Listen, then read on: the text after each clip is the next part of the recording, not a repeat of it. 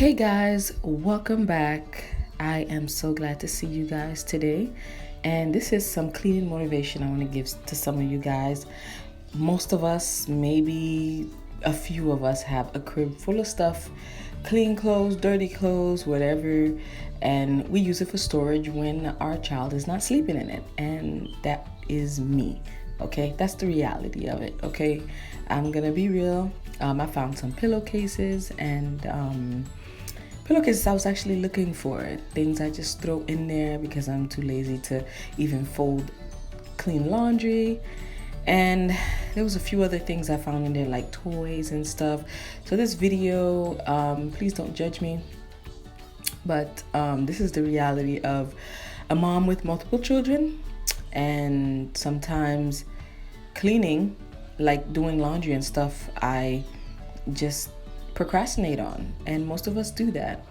So here it is. Today I found the time to get all of this clothes out of this crib that I have not been using, and here I am. So these pillowcases, of course, I'm gonna keep, and most of the clothes that I found in there, I gave them away to the thrift store, dropped them off to the drop-off box because some thrift stores were closed due to the quarantine, and I just needed these clothes out.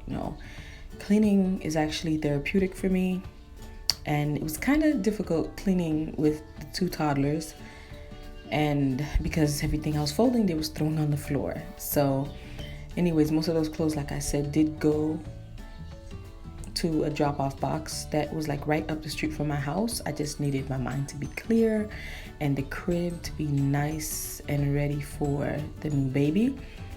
And yeah, thank you guys for watching. So here we are.